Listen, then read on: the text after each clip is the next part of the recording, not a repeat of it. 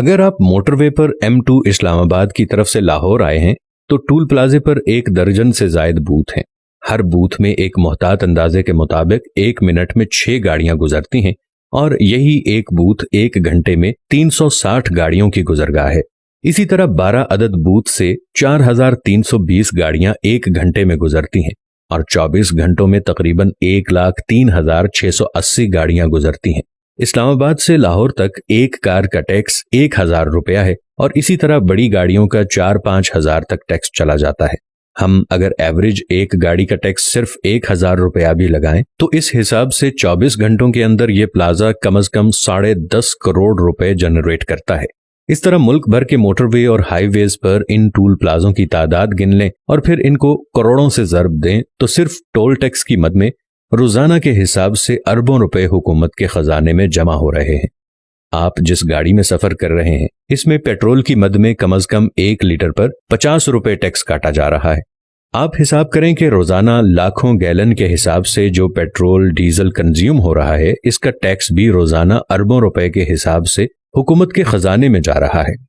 آپ جس گاڑی میں سفر کر رہے ہیں اس کو جب خریدا جاتا ہے تو جتنی گاڑی کی قیمت ہوتی ہے اتنا ہی اس پر سیلز ٹیکس اور کسٹم ڈیوٹی بھرنی پڑتی ہے. آپ جس گاڑی کو اپنے پاس رکھتے ہیں اس کی سالانہ ایکسائز ڈیوٹی بھی اربوں روپے میں جمع ہوتی ہے. آپ کی بجلی کا بل بھی اگر 10,000 روپے ہے تو اصل بجلی کی قیمت 3,000 نکال کر بقایا 7,000 روپے ٹیکس ہے جو ماہانہ ہر کنزیومر سے کاٹا جاتا ہے اور اربوں روپیہ خزانے میں جمع ہوتا ہے. اسی طرح گیس کے بل پر بھی اسی شرح سے ٹیکس لگ رہا ہے اور خزانے میں جمع ہو رہا ہے. آپ ایک میڈیکل سٹور سے 300 روپے کی دوائی خرید رہے ہیں. ایک محتاط اندازے کے مطابق اس پر تقریباً 40 سے 50 روپے تک سیلز ٹیکس ہے جو کہ خزانے میں جا رہا ہے.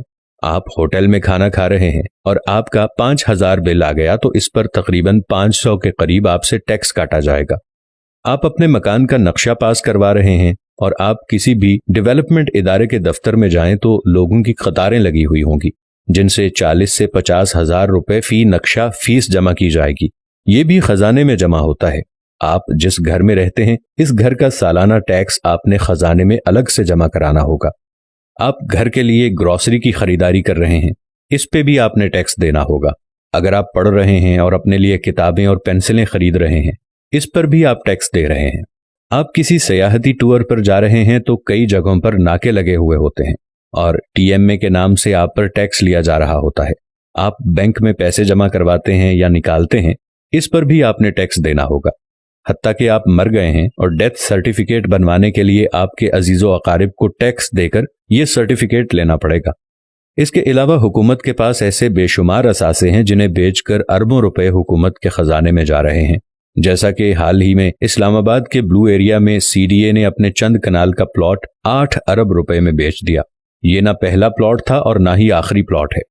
میں نہیں سمجھتا کہ میرے پاس اگر چند مرلے کا کمرشل پلاٹ ہوتا تو اس ایک پلاٹ سے میری زندگی شاندار گزرتی بلکہ میری آنے والی نسل بھی اس سے بھرپور استفادہ کرتی ہے. میرے پاس اگر چھوٹا سا کارخانہ ہو تو ہماری اگلی نسل اس سے فائدہ اٹھاتی ہے. ایک ٹرانسپورٹر کے پاس ایک آدھ بس یا ٹرک ہو تو اس کی پوری فیملی کی کفالت اس سے ہوتی ہے. مگر سوال یہ ہے کہ جس ملک میں اربوں خربوں کے ٹیکس روزانہ کی بنیاد میں اکٹھے ہو رہے ہیں وہ کیوں مفلوک الحال ہے اور دنیا کے سامنے ہاتھ پھیلا رہا ہے؟ اب تو حکمرانوں سے حساب کرنا ہوگا اور ہر شہری نے اٹھنا ہوگا. سیاسی جماعتیں بے شک کچھ بھی نہ کریں مگر ہم نے اس ملک کو بچانا ہے اور اپنے ملک کے لیے ہم ہی نے سوچنا ہے. Today's Pakistan. Like, share, follow, please.